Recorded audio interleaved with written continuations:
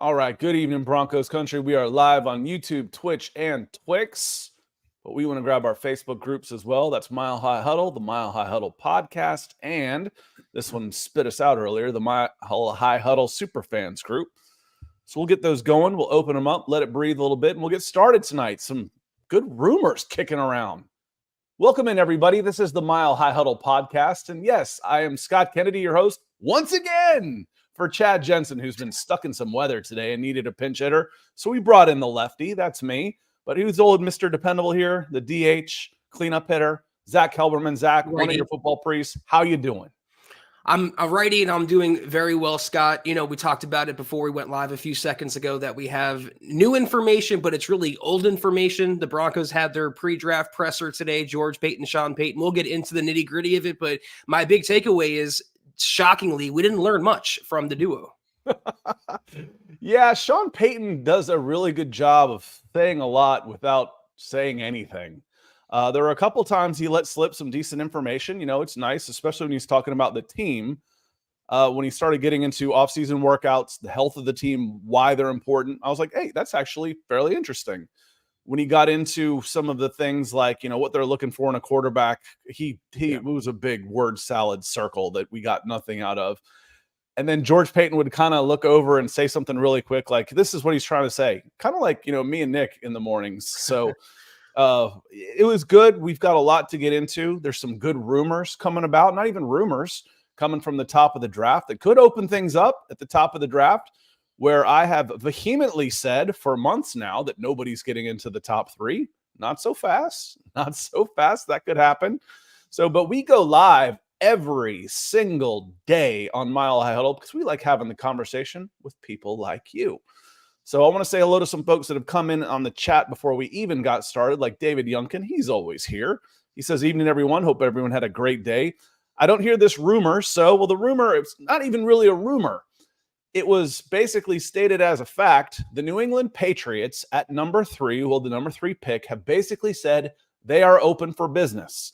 The Arizona Cardinals have also said that. This is from the past. So now if there's 4 big quarterbacks in this draft considered to go in the top 6 or 7 picks or the top 4, 2 of them could be available for the right price at 3 and at 4. So the Patriots came out and said, and I believe it was Adam Schefter that reported it earlier. And it was, at least I had it from Adam Schefter, but I think he just pulled it right from his press conference. Patriots Director of Scouting, Elliot Wolf, said that the team is open for business to trade the number 3 pick in next week's drafts, but would be comfortable staying put and selecting a quarterback from what he called a unique class. So yeah, make me an offer I cannot refuse, and we will come down to jumpstart our rebuild for the New England Patriots. That's what that translates to, Zack. It's awfully smoky in here, is it not, Scott? It's really tough to wade through what's true and what isn't this close to the draft. I think it was Bill Belichick on Pat McAfee yesterday that said at this point, it's all agent-driven information, not to really believe what you're hearing and what you're seeing. Though when it comes to 3 and 4, I do think one of those teams will trade out. It's looking likely, in my opinion, the Cardinals are more of a likelier trade candidate than the Patriots. I don't know why they would move out of 3, Scott, and not take a franchise quarterback, not take one of the big 3 and restart their rebuild. But we'll see. And the Broncos are going to have every opportunity, and they're going to have every motive. There was a report yesterday, we weren't on for a few days, forgot who it was from, that Sean Payton Tony Pauline of Pro Football Network, the Broncos will do anything, including trading Patrick Surtain and future first-round picks to get the guy they want. Who that is, obviously, still remains to be seen. Yeah, because if you're going to go to battle with the Minnesota Vikings, the Vikings will have 3 first-round picks before they really ever do anything else. They've got 11, they've got 23, and then they'll chip in their 2025 number 1. That's 3. You got to beat that in order to get in there. Pat Surtain may be what it takes. Lawrence Rivera was in nice and early. He says, what's up, Broncos country? Did you see Sean Payton uses AI like I do in the sense of finding talent? I think we'll end up with Jaden Daniels or no one. So, Lawrence, I'm not sure how you use AI, but it's probably a little different than the way the Denver Broncos are using it. And frankly, AI it's become this new word for some reason, but it's been around for a long, long time. NPCs in the video games you play, your smartphones that have been around now for 15 years. Google searches, all of that stuff is a form of AI. So it's all been around. It's evolving into, Terminator and Matrix territory, unfortunately, where it becomes self-aware and wipes us all out like every 80s science fiction movie ever made. But yeah, I know you've been tapping in chat GTP. Who's the best quarterback for the Denver Broncos? And it comes out Jaden Daniels, and then or Colorado Mines in the 8th round. So it's been solid. But yes, there's a lot of analytics, and mathematics is getting more and more involved in this process. Well, if Sean Payton can't save us, hopefully Sarah Connor can, Scott, from the incoming AI revolution. But I don't know, Lawrence. It was interesting that, they talked about AI. It's becoming so mainstream. Your take, though, going on a limb that it's going to be Jaden Daniels or no one, I think is quite unique to you. I don't share that opinion. If anything, of the big 3 or 4, Jaden Daniels is the antithesis of a Sean Payton guy, the one elite prospect I can't really see landing in Denver in any circumstance. Well, and that begs the question, why? Because I've said it for months. Like I said at the top of the show, the 3 teams in the top 3 need a quarterback. Why would they trade out of that spot? Yeah. One, you get an offer you can't refuse, which is going to be hard for Denver Broncos fans to stomach when you say, wait a minute, there's 2 first-round picks and Pat Surtain and, another day 2 pick. And wait a minute, that's a lot for an unknown. But if you're the New England Patriots, if you're trying to get the New England Patriots out of that spot, you have to make them a deal so good that they say, I don't want that quarterback that I need either. What you're giving me is better. Wait a minute. That should give you pause, shouldn't it? Either they don't like one of those quarterbacks, then they want to trade down. Okay. Different strokes, different folks. But it should give you pause if you're dealing with a team that needs a quarterback and you're able to give them an offer so good that they bypass on one. Makes me scratch my my chin a little bit, Zach. This is why I said of the 2 teams, New England and Arizona, it's more than likely that Arizona is the one that you trade up with, because the Patriots also need a quarterback, and they're vying for the same premium the Broncos are. And if they move off that spot, knowing that they're just as desperate, they're going to want more than a king's ransom. They can really bend the Broncos over a barrel. They wouldn't necessarily have that problem, Scott, with Arizona. So if you want to move up to the top 5, I think 4 is more palatable than 3. And then the thing about that is you're in a bidding war. It's Right. you're not just dealing with one team. There's multiple teams that are going to be in on quarterbacks, including the Minnesota Vikings, possibly the New York Giants. The New York Giants are out from under Daniel Jones's contract after 1 year. So there's the Raiders are in there. Yep. There's going to be several teams that are going to be having this discussion. So if you are selling, it's a pretty good time to be selling. Now, if you're the Arizona Cardinals, they might be in the best spot. Okay, I can get Marvin Harrison Jr. or a haul. Yeah. Or 3 first-round picks. That becomes awfully tempting too. Sam Bam was in nice and early too. Appreciate that, Broncos orange, Sam Bam. Good to see you. He says, evening, guys. And I think we can all say hallelujah to this one on the pre-show. 1 week until the draft. Finally. Regardless of what happens next weekend, I just hope this is the last offseason. We are talking about who is the next head coach, who is the next general manager, who is finally going to be the franchise quarterback for a long, long time. Go Broncos. And go Sam. Thank you very much for the support. And I started thinking about it. I'm like, whoa, if all that happens, what the hell are we going to talk about? That's all I've been talking about since we've been doing the show together for 4 years. Yep. I don't know what else to talk about. Can't handle success, Scott. We have to learn to win like the Broncos are, I guess. And maybe there'll still be a question about general manager. I don't necessarily think that the marriage between them is sustainable, win or lose. But if they can nail the quarterback, they solve the 2 biggest questions that have eluded them since hoisting the Lombardi Trophy: head coach and franchise quarterback. It's paramount, Scott, more than any other year that they get this one right. One of the things that I thought was awfully interesting was one of the questions, I think it was Mike Kliss, because it said Mike, and he got the first question, so that makes sense to me. Asked, you have to come out of this draft with a quarterback, right? And the camera happened to be on just George Payton at the time. George Payton took in kind of a deep breath and went, and if you're listening after the fact, I look to my right to look at Zack, the way he looked at Sean Payton saying, "Why don't you take this one, big guy?" That spoke volumes to me, Zach. It was very striking, them on stage together. And I've mentioned this a few times that their draft strategies are so polar opposites. George Payton loves to trade down and stockpile picks. Sean Payton loves to trade up and be aggressive and get his guy. It was almost like, Scott, watching the press conference, that George was Sean's lawyer, stepping in when he didn't, want to overstep the bounds or say anything that can get him in trouble. He was really stopping him from giving anything away. I thought it was quite interesting. Yeah, I think that's a very good way to put it, because I hadn't thought of it that way, but I can absolutely totally picture that in mind now. You can't unsee it. One of the things I want to get into real quick, the older I get, and yes, I think I'm the oldest one of the MHH podcast hosts, the more seriously I know I have to take care of my health and nutrition. Enter AG1 for people like us, because I know there's other people like you out there.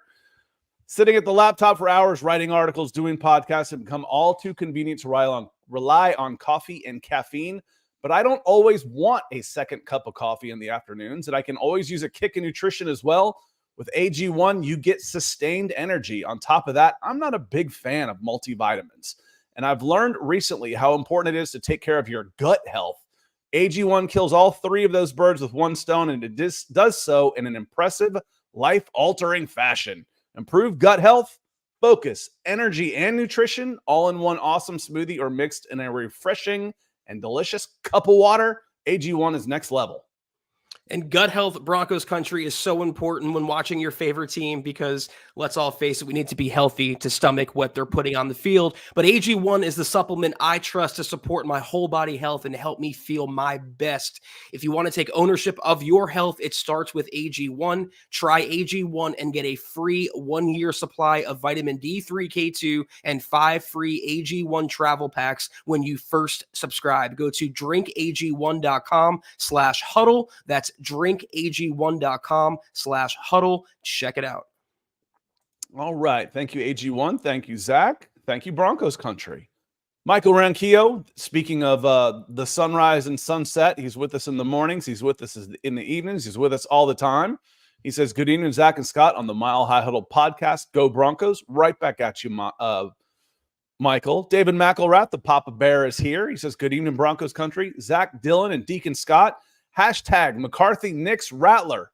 He's added Rattler into this one. I like it, David. Hashtag Buckham ×3, MHH for life, and Denver Broncos for life. So David has added Spencer Rattler to his bunch. And again, when we start talking about the quarterbacks here, and for, it's zero sum, or however you want to put it. If I take this guy, I can't take this guy at 12, at 22, if I trade down. So you start thinking, okay, if I'm taking Bo Nix, who am I passing on? Would I rather have Spencer Rattler and a higher pick, put them all together? We'll see. I like Spencer Rattler. I do. I think Sean Payton would be a good coach for him, put him in a good system. And I don't think you have to use a first-round pick to get him. One of the things that you worry about is reaching on a guy, missing out on a very good player to reach on a quarterback. And if I'm that good at scouting and developing quarterbacks, why would I reach on a guy? Yeah, I see that David's covering all his bases here, Scott. He's getting a tier 1 prospect in McCarthy, the tier 2 in Bo Nix, and the trade back or later round candidate in Spencer Rattler. And if I'm not a big Rattler guy, but in that tier 3, if it came down to it, he is the best of the bunch if they did want to wait. But David, as you know my opinion by now, I don't think the Broncos should wait. In fact, I held a mock draft for the publishing group that Mile High Huddle is on, and I actually took Bo Nix at 12. And Scott, you were there. Wasn't my ideal because McCarthy was taking one spot before me, I'm pretty sure. But I said Bo Nix, 100%, no hesitation. Starts with him. Take a chance. Get it right. Yeah, it was. I think I gave you a little shtick for that when I said, "Hold on a second, everybody. I have to scroll way down here." You did, absolutely, and I ate it all before I can pick him. But that was in a no trades draft, so the Vikings would be in a good spot to get McCarthy, or one of the fourth quarterbacks, if there were no trades. I just don't think that can happen. So thank you, David. Mike Edel, he comes in, he says, good evening, Zach and Scott. I just want to say, I do not believe any of these quarterbacks are elite in this draft.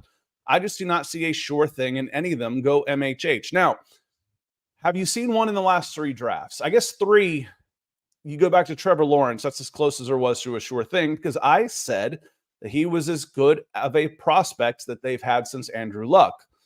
That's been a while, y'all. I think Drake May and I think Caleb Williams are as good a prospect, including Trevor Lawrence, since Andrew Luck. So when I'm talking about franchise quarterbacks, if I don't see one in this bunch, when do I see one, or when did I see one? We can start talking about guys like, oh, there's Arch Manning coming up. Well, Caleb Williams has been getting that kind of hype for 3 years. Drake May has been getting it for 2 years. When I see the way these 2 guys spin the ball, I like what I see from both of these guys. I can absolutely see them justifiable 1 and 2. Well, here's the thing, Mike and Scott. There's no such thing as a sure thing with any prospect, Andrew Luck, Trevor Lawrence, Caleb Williams included. And that even extends to Patrick Mahomes. I was watching some of his old pre-draft coverage and all of the analysts talking about the question marks and red flags he had coming into the league, and he's arguably the second best quarterback of all time already. It's easy to go back when these players pan out, Scott, and say, oh, well, he was more of a sure thing, or he was elite, he was this, he was that. But the reality is you're gambling from pick 1 to pick 270, whatever. There's no such thing as a sure thing. Yeah, there isn't. But when I start looking at, okay, if I'm stacking these, and I refuse to hindsight grade, I'm not going to go back and say, oh yeah, I had Patrick Mahomes. No. I had Justin Fields second in that class. We'll see how it works out. Right now, it doesn't look so good. When I mention these guys, I will stick by whether Trevor Lawrence is that guy or not. I put him in the same group as I did an Andrew Luck, best quarterback prospect since Andrew Luck. I put Caleb Williams and Drake May in that category of best quarterback prospects, along with Trevor Lawrence and Andrew Luck in the last 10 years. So does that mean they're going to be the guys? There's no such thing as a sure thing. But if I'm drafting a quarterback, I want one of these 2 guys in like the last several draft class and maybe the next few draft class. And all this talk about the Commanders and Jaden Daniels, I still think Drake May goes number 2. I still think he's the best prospect. So we'll see. We'll see how it goes. And I think it was, let me find it. Yeah, Jeremy Sean, really quickly, bringing up a good point. I know Jeremy and I tend to disagree and butt heads a lot, but it's all about fit. And that's why there were the question marks about Mahomes. No one knew how good he'd be, but he went to the perfect coach and the perfect destination for his talents. And that's why and a lot of other people have made the case for Bo Nix. Is he quarterback 1? No. Is he a generational or elite Andrew Luck prospect? No, but he might be the best fit for the Broncos system. And Scott, when you're looking for a quarterback, that's really all that matters. It does. For one of the things. Again, but I think that if I've said mental gymnastics, that might be a little harsh, but the people's like, oh, people are warming up to the idea in Broncos country of Bo Nix. That's because you think that is going to be the most likely guy. So you want to root for your guy. And if he's going to be my guy, I'm warming up to him. If y'all were drafted in the top 5, no one would be talking about Bo Nix. Not a soul. Nobody. He's the best ability is availability. He might be the best guy that's available if you want to take a quarterback. So we'll see. Now, again, I'm not saying Brock Purdy. I can come up with a zillion examples of why you can get success beyond the top 10. Everybody can. But if I'm looking and I'm putting these guys in order, Bo Nix is a little bit down the list for me in something like this. So Mike, yeah, I like the quarterbacks at the top, and I like them. I like these guys considerably more than the 2021 group. I really do. That was, supposed to be really good. I mean, Trey Lance at 3rd overall, 3 first-round picks for a guy coming out of a, what do you call it? FBS 1AA is what it used to be, school, Division II school, who hadn't even played in a year. That's crazy. That is absolutely crazy. Furman has a good question. He says, Furman Michael Jeremy says, doesn't Scott do a Falcons show as well? Is he a fan of both teams, or Furman, a fan of really neither team? Yeah. I did grow up in Atlanta, and I grew up in the 80s. when the Atlanta Falcons and the Atlanta Braves were absolute garbage. This is, 7-10 was a dream season to them. So I became a big fan of the process of the NFL draft. It kind of formed my professional career. So I was director of scouting at scout.com and doing football recruiting and NFL draft for 15 years. So I'm a fan of the process. I can be pretty neutral when it comes to this. Had a lot of connections around the league, and you end up kind of rooting for the names on the back of the jerseys. If I say Caleb Williams is going to be really, really good, I don't care where he goes. I want him to be really, really good because at the end of the day, I root for me. I've poured my fandom into these guys, Chelsea Football Club, so into soccer. But good question, yes. I do multiple shows, multiple teams. And I've been doing this one for this is starting my 4th year with MHH, doing it with these guys. So we have a lot of fun here. I think to do this right, Scott, you got to take your fan hat off for the most part and look at it unbiasedly and not, from an emotional standpoint. But we have tried, Nick, Chad, everyone on staff, to creep the Broncos into Scott's heart over the last 4 years. And I think there's a emotional investment that Scott doesn't want to admit, but it's definitely there. That's with the community. I love Broncos country. I absolutely love this community and love Broncos country and love guys like Phil McLaughlin coming in with some stars who supports the show, supports my family. Why wouldn't I love y'all? This is a group this is a job for me, and you mean a lot. You've embraced me, and I love Broncos country. I love the MHH community. So Phil says, good evening, Zach and Deacon Scott. Good Lord, after all the articles, pods, interviews, and pressers, I have no idea what's going to happen on draft day. Yeah, it's fun, isn't it? Like I said, I became a fan of this process. The draft is, well, it's completely un-American, it's a lot of fun, to say, okay, you don't have a choice where you are going to go play. You're going to go play for this team. And that's illegal in any other industry. So it's a lot of fun for fans. And, the first time I really started paying attention to the draft was 1988. I think I was 15 years old. And I was one of the weirdos for watching the NFL draft. Now it gets bigger ratings than the NBA Finals and the World Series. This will be the highest rated sporting event that, other than other football games in college and NFL of the year. It's insane. It's a ton of fun, Phil. And I'm pretty sure, I'll paraphrase, that either George or Sean talked about not even knowing who they want to take yet. They're still in the process that they haven't come to any sort of conclusion. They have a big board, but they haven't really honed in on one guy. And it was funny that someone tried to pry some information about what quarterbacks rank in the top 12, and George Payton shut that down really fast, Scott. He was like, not going to tell you our board, but thanks for asking, though. Yeah, and what George Payton did say was, he said there's 7 or 8 guys we like, and we feel like we can get a quarterback on basically any one of these days in the draft. Yeah. So we go to day 2, Spencer Rattlers are there. Bo Nix and Michael Penix could be there on day 2. Go to day 3, I think it becomes a little bit tougher. Maybe Jordan Travis, maybe a Joe Milton for fun. We did a show on him talking about maybe the next Taysom Hill. 6'5", 250 pounds with a 4.55 40 with a Nolan Ryan fastball. That's interesting. Spencer Rattler is, kind of a Bo light, where he's a processor, accurate, just kind of an arm that doesn't strike me as NFL ready. But again, I think you got to come out of this draft with a quarterback. You got to take a swing. It could be the next, hey, remember when we got this guy in the 6th round? You don't need a 1st round draft pick type of quarterback, but you don't get that unless you take a shot. I think that's the one fact everyone in Broncos country can agree on, is that they need to come out of the draft with a quarterback. And I think the debate is the severity of the swing, Scott. They shouldn't swing to hit a ground rule double. I know you're a big baseball guy. They should swing for the fences, for a grand slam or a home run. So that's why I'm on board for a round 1 quarterback, almost no matter what.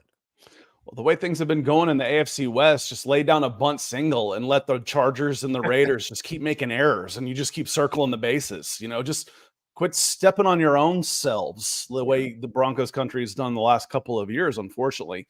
Keith, I see you. Mike, I want to come back in here again, and Sam, but we're kind of like bulls here. When James is flashing red, we're going to go to incredible. James. And James was red this morning or yesterday as well. on the Mile High Insider. So coming in on back-to-back nights, James. Thank you so much for the support. Again, like I said, humbling. It is very humbling. And James says the only thing that matters is, do we believe that Sean Payton is the coach to mold the quarterback of his choice to compete with Mahomes, Nix, May, McCarthy? Whoever it is has to fit his offense, and we need to believe it's going to work. Love you guys. Love you too, James.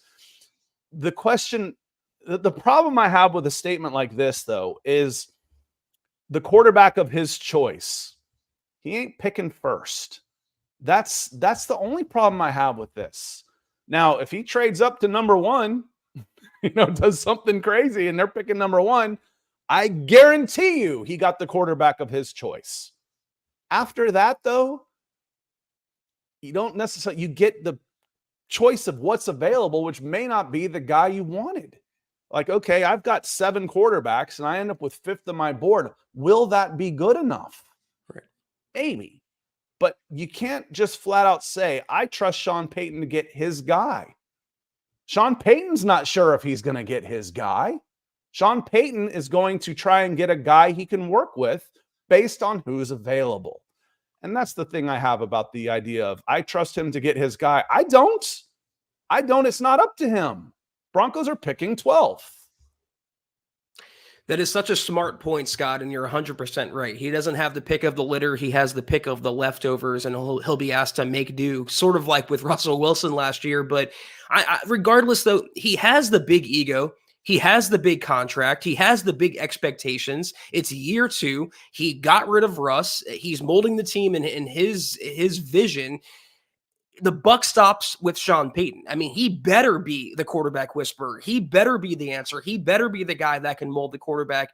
And everything that we've seen in New Orleans shows he is that guy, because he's worked with much less talented signal callers, Trevor Siemian, Teddy Bridgewater, Jameis Winston, yada, yada. That's why you give him Bo Nix or J.J. McCarthy or Drake May, perhaps. And I think he'll do some serious damage, Scott. I'm very optimistic. Yeah, and again, I used to say that in college. I think it's not quite the same in the pros, just because the talent level is much more equal, that having a 5% better quarterback makes a difference. I used to say at the college level for sure, I'd rather have the coach than the quarterback. I watch some, with 65 Power 5 teams, I'd watch a crappy offensive coordinator just ruin a good quarterback. And then you'd see guys like Ralph Friedgen at Georgia Tech and Maryland, and these offensive gurus. Didn't matter who they plugged in. Oklahoma's done it for years. They get guys, it doesn't matter. Guy after guy after guy after guy. None of them really made it in the pros, but they're throwing for 5,000 yards and 50 touchdowns in the system. Sean Payton is one of the top offensive minds in this game. He can do more with less. The point I have on this, though, is you don't need to reach then. Don't reach when you can. Don't bypass a better prospect when I've got Sean Payton. Make sure the guy you take matches your board, or is at least close enough. Is at least close enough. Keith had 2 questions in here. I think the first one I saw was, who should be ranked higher, Bo Nix or JJ McCarthy? Should, the key word here. And for me, it's not really close for me, because when you're doing prospect rankings, you're basically ranking tools, and McCarthy is more toolsy, just flat out. He's got the bigger arm, throws better on the run. He's just a better prospect. That's what I'm looking for. Who will be the better player? It's up for grabs. That one's up for grabs. But as far as who am I taking first, I'm going with JJ McCarthy.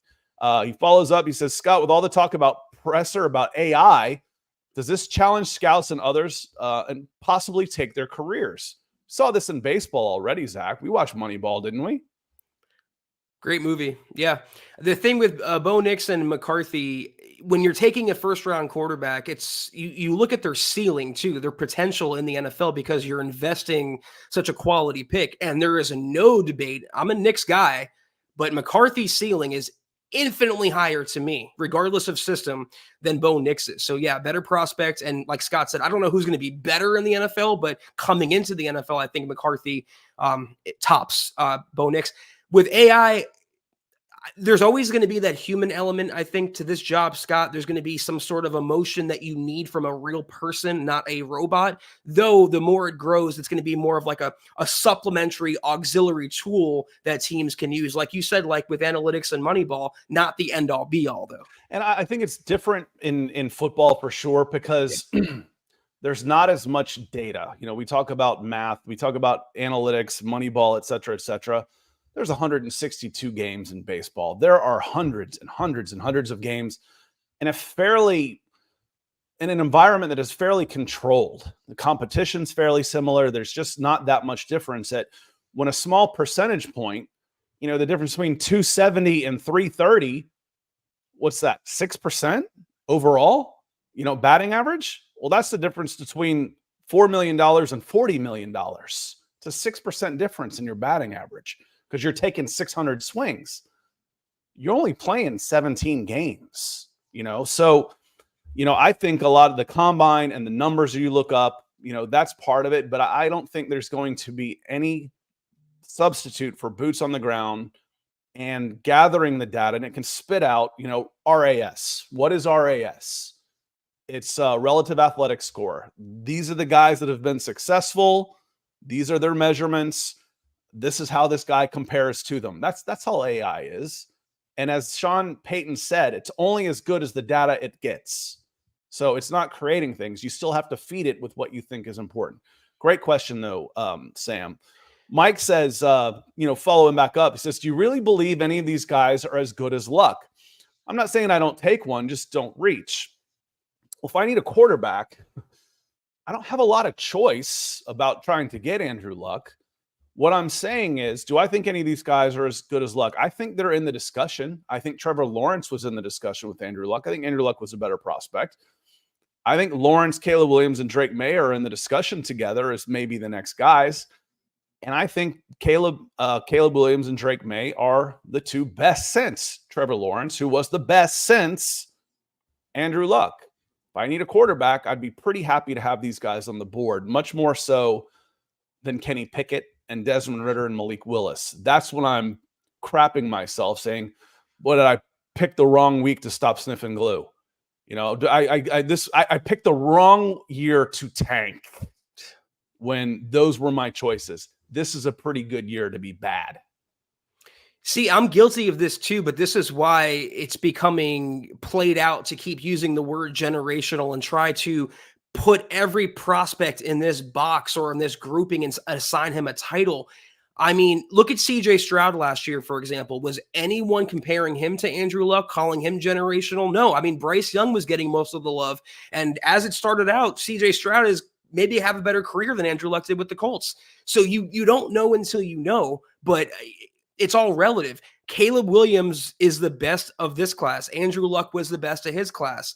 I don't know about 2018. I mean, that's up for debate. I guess Josh Allen's the best of that bunch, but it's all relative, Scott. Yeah. And again, a lot of it has to do with the situation you're put in also. You're worried about, and I know Lawrence talks about this all the time, build up the team first. You worry about getting this quarterback and throwing him to the wolves on a bad team, and where he's shell-shocked, where he's seeing ghosts all the time. Meanwhile, you've got Mac Jones taking, what was he in the later teens against a team that was about 500 versus two guys at the top of the draft who were going to the first worst and second worst teams. Well, guess who had the better rookie season? Didn't mean Mac Jones was any good. Right. And it drove me nuts that, he's rookie of the year when Jamar Chase is going for like 1,700 yards as a rookie. Like, I know we're biased towards quarterbacks in the Northeast market, but FFS for this one, for goodness sakes. So, Sam Bam coming back in orange. Love you, Sam. Thank you, Sam. Says, if the Broncos go with Bo Nix, do you see him being a week 1 starter as opposed to McCarthy, who would probably have to sit a while, like till week 10 at least, which might be a factor in why they would take Nix over others? Zach, what do you think? I think it's regardless of the quarterback, and I'm trying to formulate my thoughts because it's very complex. But regardless, I think they're going to have an open competition, and they might give a slight edge to Stidham starting out, but they're going to give equal opportunities with the rookie and the veterans. And if through training camp and the preseason, if the rookie is showing better than Stidham, the rookie would start. Is if you trade up for McCarthy, Scott, move up to 4, 6, 8, you're pretty much going to have to start him from day one because of the Strouds and because of the success as a rookie. I believe the best way they learn, the way they get better and progress is by playing, not by sitting. So unless really quickly Sean Payton is blown away by Jarrett Stidham and he's not, kidding about that, I do think it'll be a 50-50 competition. And DS, I see your question. I want to roll this right back into when we're finished because, again, the idea – I just got done saying, and I want to throw at this super chat as well. We'll come back to this too. I want to roll these together. He says, am I wrong for thinking like this, but build a team starting with both lines, then in a couple years get our quarterback, which is kind of what I was just talking about, being in the right situation. There's not a one answer for this one, DS. If you're not comfortable with the quarterbacks that are available to you, then don't take one. Get a franchise guy in there because they're going to be available at 12. I can get a corner to put a 10-year corner in here. There's going to be one available in theory, as prospects that I like as prospects. There's going to be offensive tackles, 3 or 4 of them to choose from. There's going to be a pass rusher on the board, at least one on the board at 12 that I can get and take care of another need rather than a quarterback who I'm going to need a team around him because he's a system guy. So coming back to this, I bristle at this a little bit. The idea that Bo Nix could be a week 1 starter. Why? Because he's 24 years old? Because he's played more games? Because he's coming from a system that has almost nothing to do with the NFL. JJ McCarthy has played more pro snaps than Bo Nix. He's younger, but he didn't throw as many passes. The kid threw 700 passes in college. How many passes do I need from JJ McCarthy to say I've seen enough? The idea that he hasn't thrown as many and there's not as big a sample size, 700 passes. Kids get scholarship offers off of one throw. You go to a pro day and they throw it 40 times. You got 700 to look at for a 29-1 starter and a national champion with a howitzer for an arm that can run like a deer. If he's ready, play him. Yeah. If he's ready, play him. That's how I feel on both of these guys. And it doesn't matter if it's Nix or McCarthy. If I'm not going to hamper his development, I want him playing. I agree. I want to just, sorry about that. I want to just address DS really quickly. And I understand and I agree with the need and want to build up the offensive and defensive lines, to build a solid support system, a nest for the bird, the quarterback in this case.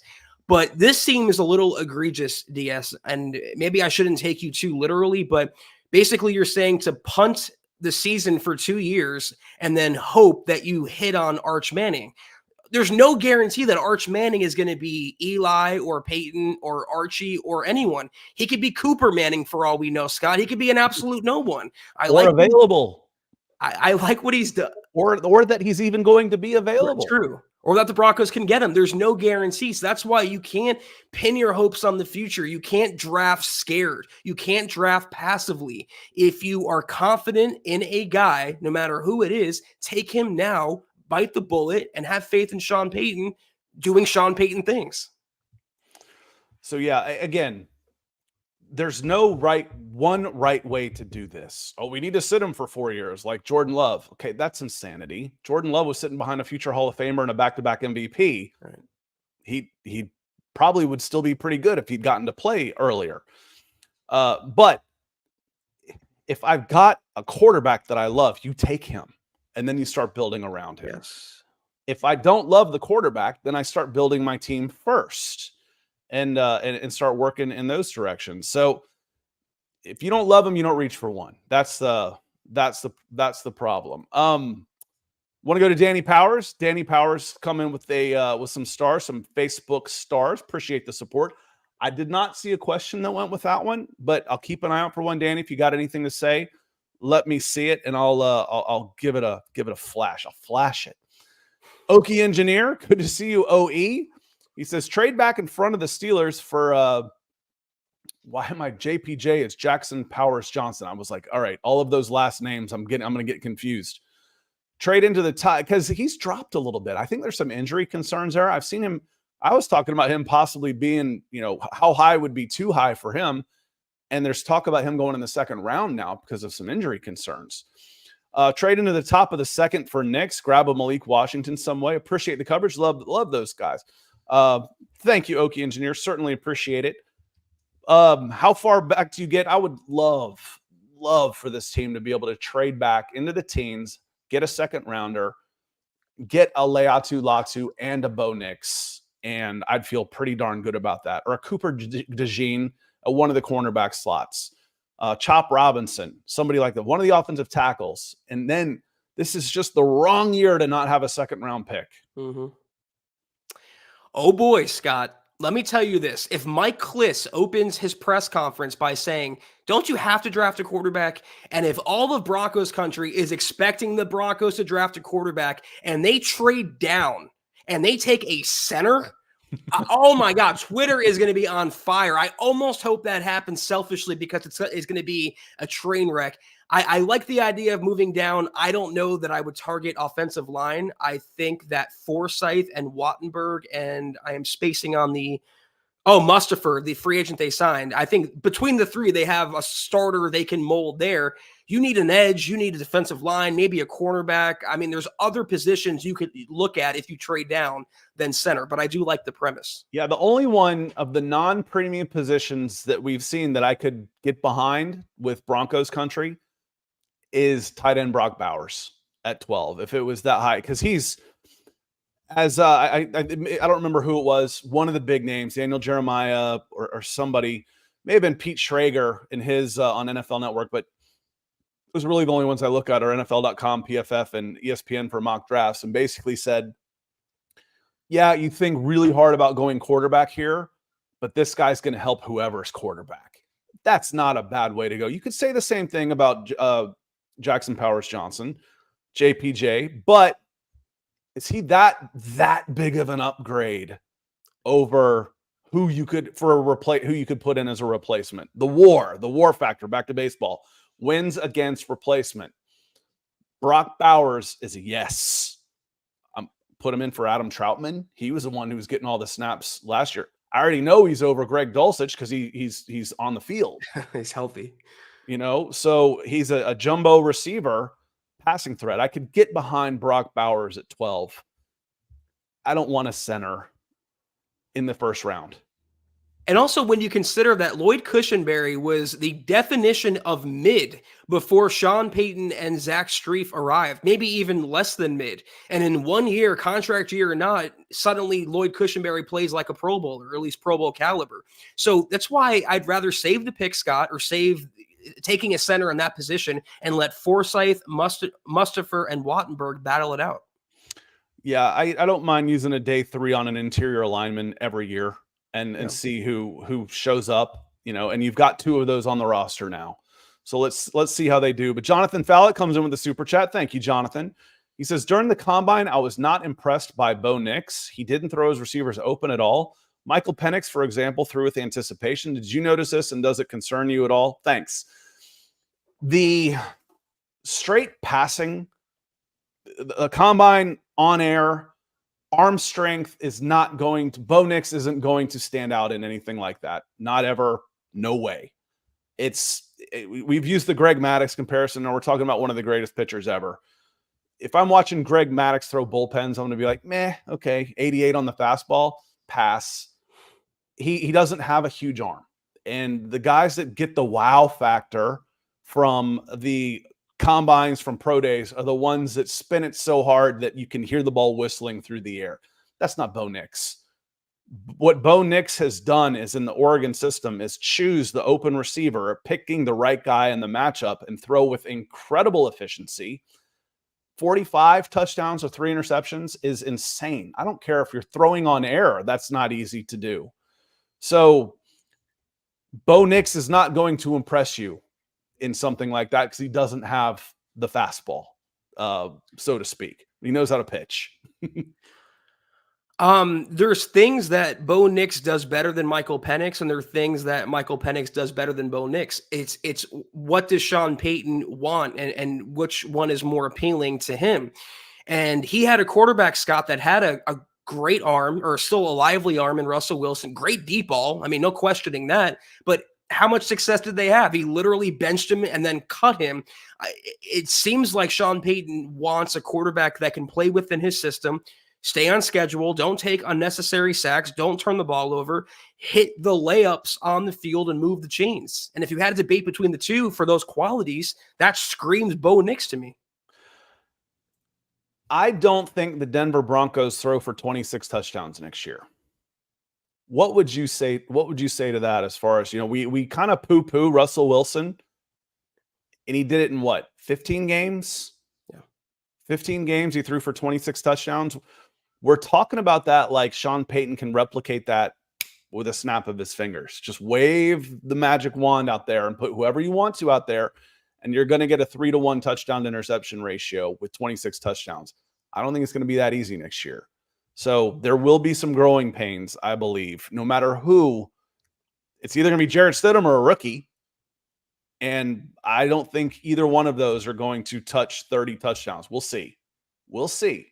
But next year's kind of a rebuild year anyway, right? Isn't that what we're going for? To be ready for 2025? It's why context is so important, Scott, because Russell Wilson had good numbers on the surface, or at least decent numbers. But if you watch the game, you realize that he didn't come up when the Broncos needed to have those touchdowns. And it was mostly jump balls and desperation, garbage time. If you get more consistent play in the first, second, third quarters, more consistent play in the red zone on third down, you can have less touchdowns, but you'll be a more efficient offense. And that's how you get more victories. Well, you hear coaches talk a lot about trust. I know what I'm going to get from this guy. And when I call a play, I want to see the play executed. Sean Payton didn't have that with Russell Wilson. That was one, that, and he was limited to outside the hashes and down because he's not throwing the ball over the middle. So Sean Payton did a good job with Russell Wilson. I think Russell Wilson did a good job last year for what he is capable of doing. Agreed. It's just not a great fit, but replicating Russell Wilson's numbers for the Denver Broncos last year isn't just as easy as waving a magic wand. So I think there's definitely going to be some growing pains, but we expect that in 2024. That's why we're eating the big dead cap hit this year, right, Zach? That's exactly right. And the only number I care about, Scott, going forward, 2024, 2025, I don't care how many touchdowns the quarterback throws for. I care about how many wins the Broncos get. And if a quarterback throws for less touchdowns but wins more games, so be it. I'm fine with that. Real quick, as our numbers keep rising, as we keep going with this chat and the live show, want to just kind of re-hit on the topic where we said the Patriots throw Broncos a lifeline as the NFL draft trade rumors heat up. So the New England Patriots have said that they're open for business at number 3. The Broncos are heavily rumored to be interested in trying to trade up. The problem is there will be other teams, including the Minnesota Vikings, that want to do that. That said, with number 3 being open for business and now number 4 has been open, Arizona Cardinals and New England Patriots being open for business for the right offer, the Denver Broncos have a shot. They've got a shot to go in and get one of the big 4 quarterbacks that, for the most part, we have said have been unattainable. Yeah. We'll see about that one. Boogmeister coming in. Appreciate the super chat, Boogmeister. He says, I haven't been able to throw down for a while. Well, thank you for thinking of us. But I'm still watching every time. Shout out to the big dogs for keeping us in the loop. Zach, who is your top pick on quarterback if you're in the GM shoes? You mentioned him earlier when you were talking about the best QB prospects, and it's not Caleb Williams. I think I'm a little lower on him than you are, Scott. To me, it's Drake May. If I had my pick of the litter, I would go Drake May. He's everything prototypically that you want in a quarterback build-wise. He's everything that I think Sean Payton would drool over to get his hands on, and I see and screams franchise quarterback material. But I would also be very happy, Boogmeister, if the Broncos landed JJ McCarthy. I'm not very choosy, Scott. I just want a quarterback. Yeah, I think, again, if you get the guy and it works out, it doesn't really matter who it is. If I'm picking first, I would go Caleb Williams, then Drake May, and then I would have to take a much deeper dive into Jaden Daniels and JJ McCarthy. I might take McCarthy over Jaden Daniels. I might, but I would have to go a lot deeper into those two because we haven't really had to talk that much about it. It seems like Jaden Daniels has seemed to be Jaden McDaniels. Jaden Daniels seemed to be unattainable. We'll see. We'll see. I'd take any one of those guys in a heartbeat.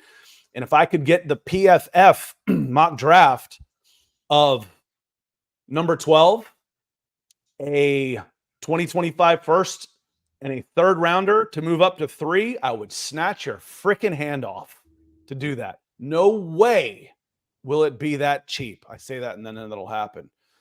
Phil says, what's the percentage of success versus failure over the years on draft picks? I wouldn't say it's an exponential curve like salaries are, but it's definitely a curve. The higher you pick, the more probability of success you have. Yep. Thomas Hall, that's a great question for him on Wednesday. He's actually broken down the numbers of your percentage chances of getting an impact player, but it's a curve. It's a line that decreases straight downhill. The earlier you pick, the more chances of success you have. And that applies especially to quarterbacks, Scott and Phil. Historically, I mean, there's been draft busts in the first round for sure, even number 1 overall many times. But typically, if you draft a first-round quarterback compared to any other round, that QB will go on to have a better career longevity in the NFL. So that's the data on that. Lawrence Rivera says you need to build a team around quarterbacks. Tebow was a system QB and needed a certain system, but it got us to the playoffs. We need to build around them. So do you build and then insert the quarterback like you said earlier, or do you get the quarterback and then build around him based on what he's capable of doing? You've just flip-flopped on that one, Lawrence. I'm of the opinion there is no one way to do it. And if you can get the quarterback, if you've got the guy you think can be your leader for the next 10 years, you do not pass on him, whether you're ready or not. You protect him any way you can. If you don't play him because your offensive line is a turnstile, you don't want to get him killed, so be it. But if you've got the chance to get the guy you think can be your quarterback for the next 10 years, you take him. It doesn't matter what the rest of your team looks like because they don't come around very often. And Tebow is like the ultimate unicorn. I mean, he never replicated that success anywhere else in the NFL. It was the ultimate flash in the pan. So I didn't use Tebow as a measuring stick. For sure, you have to build up the team around the quarterback, but I wouldn't be hampered by any preconceived notions that you would have, Lawrence. So, all right, just let me go back through here again real quick. I want to hit Danny. I said, Danny, if I saw you, I'd say something. I feel like you may have put this one in here and I missed it. He says, can't wait till Monday to see what we look like in the new year with the new threads. So uniforms get released. Yep. Yeah, that could be interesting. Hopefully there's not changing the logo though, are they? You're not going back to the big block D or whatever you call it. I love the Denver helmets. Yeah, I think it's going to be the current logo, just slight alterations. Again, Danny, I've said it multiple times. I'm kind of like the Grinch when it comes to uniform news and stuff because I really don't really care what the Broncos wear. I just want to see some victory, Scott. Fiending for them. Gary Kuhn comes in with a super chat. He says, "Go Broncos! I hope they get our franchise quarterback. Do you think that General Manager George Payton could be on the hot seat if they don't get aggressive with the 12th pick or trade to get one?" If Sean Payton, it's a really good question, actually. I'm wondering, and we don't obviously know how secure George Payton's job is. We've seen GMs get fired right after the draft, Scott, and when a new coach brings in his own guys, it seems like they have a decent relationship. But I mentioned earlier that their philosophies are so polar opposites, and I don't know how sustainable that is. I do think it won't help Payton's cause if Sean really, really wants to move up for May or McCarthy or whoever, and George cannot just get the deal done. They even talked about that today, that Sean comes up to him and says, I want this guy, let's go get him. If George can't deliver, I could see that being his job. I've had George Payton fired 3 different times in the last 18 months. Seriously. I don't know what's going on anymore, Gary. He made 3 fireable moves a couple of years ago with the trade for Russell Wilson and how that bombed out. Your intentions don't matter. It's about results. Yeah. The extension and then Nathaniel Hackett hire, any one of those could have got him fired. Then a megalomaniac head coach comes in with total control. Okay, George Payton's out. Sean Payton's going to want his own guy in there. Yeah. I think Zack put it best a couple months ago when he says right now the best thing that George Payton, the most value that he has is basically as a deflecting shield. Is he's the one that's willing to take these shots, which he did. He fell on the sword of the Russell Wilson mess. I negotiate contracts. Did Sean Payton know about this? I do that. Right. Okay. Well, he's a good company, man. He gets paid well for it. So, Gary, I don't know anymore.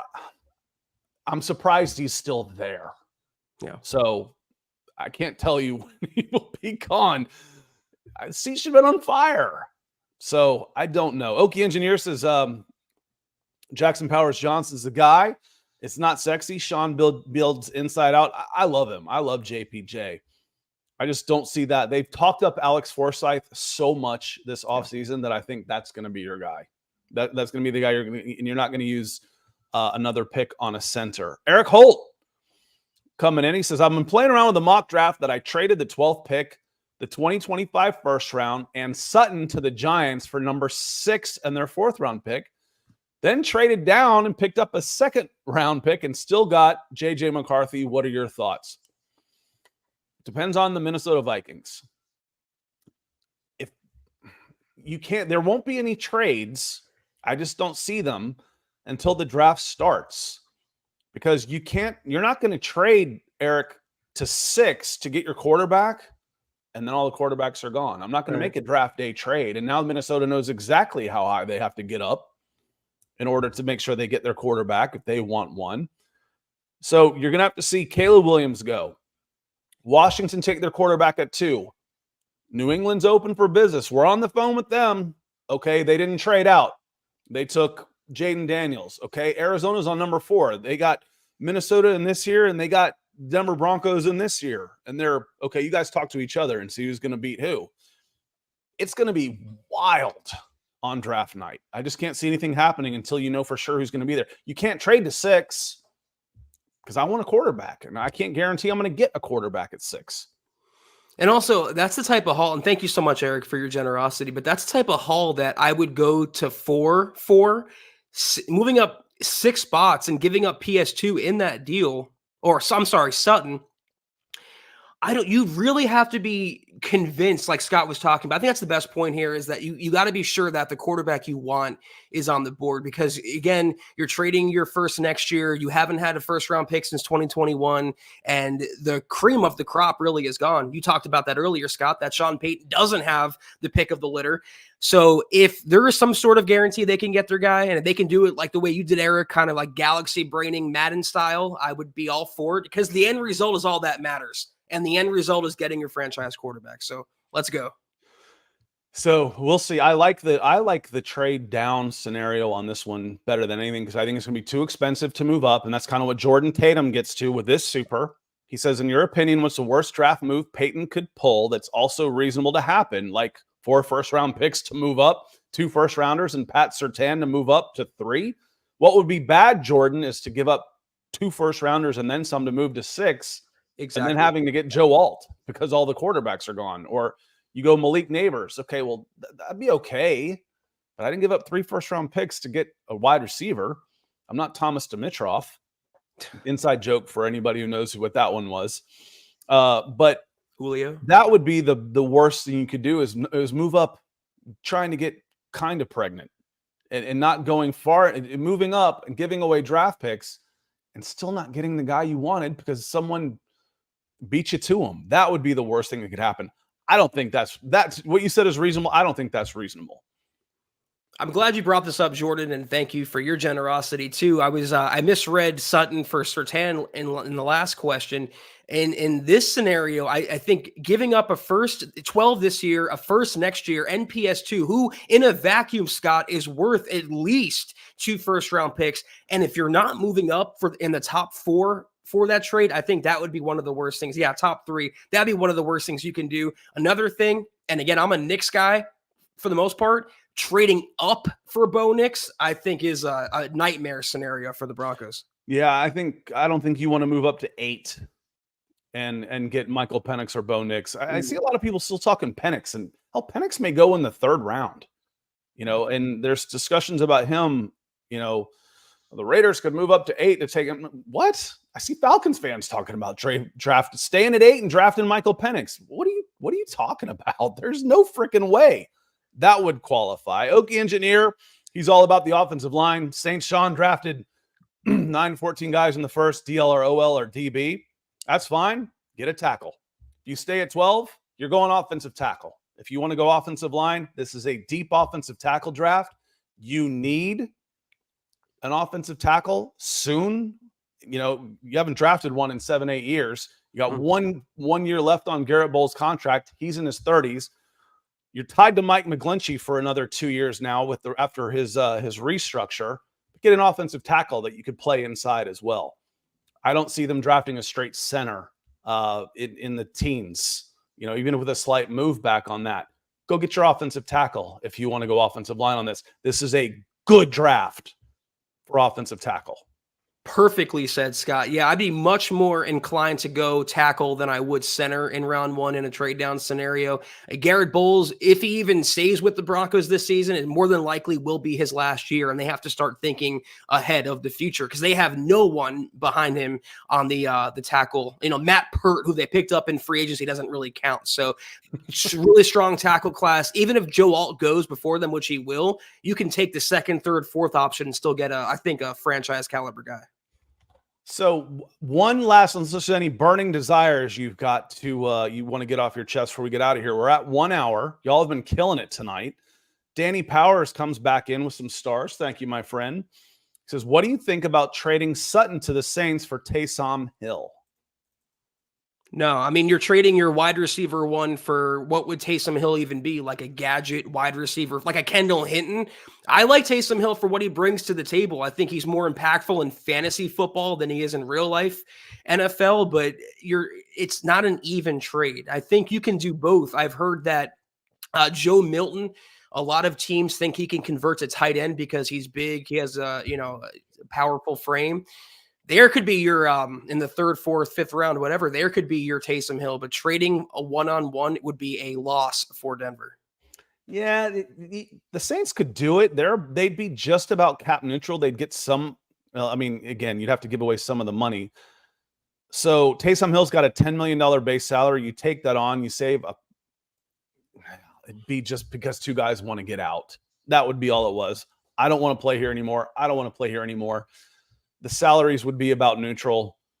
You need Cortland Sutton more than you need Taysom Hill. And that probably goes for the Saints too. He's a more impactful player. He's going to get a lot more touches. Interesting, but I'd much rather have Cortland Sutton in this one, Zach. Zach, I think that's just about going to do it. Oh, I skipped over because I wanted to save him for last. Who's going to close us out here? As Michael Ronquillo says, great show tonight. Zach and Scott on the Mile High Huddle podcast. Go Broncos. Thank you, sir. Want to finish off by saying, because we've got as many viewers as we've had all night right now, that yes, to put a bow on the show, the New England Patriots at number 3 have said they are open for business. There are rumors that are going around that there's enough smoke there that it's believable that the Denver Broncos are ready to trade up. 4 main quarterbacks that are considered to go top 6 in this draft, and now number 3 and number 4 are open for business. How much is too much for the Denver Broncos to trade and make a trade up? How much would be too much for you? Because it does seem like it is on the table now. Absolutely. And one more thing, Scott, about Taysom Hill. He has a $40 million contract. And by all accounts, Cortland Sutton's pretty peeved with his own contract. He wants a new deal or at least more guaranteed money. So I don't know how that would sit if you not even a 1-for-1 trade, because there's been speculation the Broncos could go after Taysom Hill independently. Now, with his gripes and him skipping offseason workouts, I think you have to placate your alpha receiver. Yeah, and again, we went into this the other day with Cortland Sutton, and like you said, it's more about the guaranteed money. It's like, whenever anybody hears about new contract, what immediately comes to their mind, and the media helps play it up and carry the water for the teams because that's their relationships, that's their sources, they need it. They think more money. A new contract doesn't necessarily mean more money. It means I don't want you to be able to cut me tomorrow when you expect me to come to work every day at 30 years old and break my neck and be out. I want to be taken care of. I want security.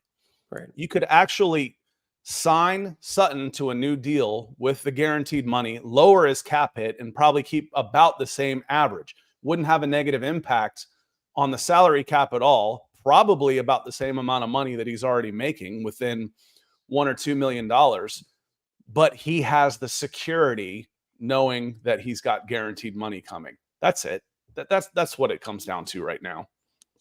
And I want to just end on this note, Ronk. I think we can all agree, no more retreads, no more leftovers, no more sloppy seconds. Draft your rookie and build him up in-house from day one. I think, though, Scott, that is going to do it for tonight. I want to hit the messages really quickly. If you haven't done so yet, please follow us on Twitter at the MHH Pod. You can follow the main account on Twitter at Mile High Huddle. Scott is at Scout Kennedy. I'm at Kelberman NFL. And don't forget about Chad at Chad and Jensen. If you haven't done so yet, please drop us a like on Facebook at facebook.com/Mile High Huddle Pod. You can find some merch like we're rocking each and every podcast at mhhmerch.com. You can find us on Instagram at mile_high_huddle. And if you're listening on Apple Podcasts, make sure you're leaving your football priest and our Deacon Scott a 5-star review for a chance to win some of that merch each and every single month. But if anything, y'all, please subscribe, like, and share this video and every video you see on the MHH channel. It really helps us grow and reach more Broncos fans just like you. Want to say thank you to our Super Chat superstars tonight. There were a lot of you. Thank you so much. Lawrence got us started. Sam Bam several times. Michael was in and out several times also. The Papa Bear, Mike Edel at least twice. Phil McLaughlin a couple times. Keith Brugman, Sam Bam DS, Danny Powers, Oki Engineer several times here too. Jonathan Fallick, the Boogmeister. Let's see, Cody Dubb, Danny Powers, Gary Kuhn, Eric Holt, Jordan Tatum, and of course, Big Red, James Moss. Thank you. Thank you so much. Truly humbling. Chad will be back on Sunday. I will be on my channel tomorrow talking NFL draft, talking some Bill Belichick stuff, youtube.com/Scott Kennedy. Tomorrow at 8:30 Eastern if you're up early. Otherwise, I'll be back with Broncos for breakfast on Monday morning. There you go. Check out Scott tomorrow morning. We will see you on Sunday night. Have a great weekend. Take care. And as always, go Broncos.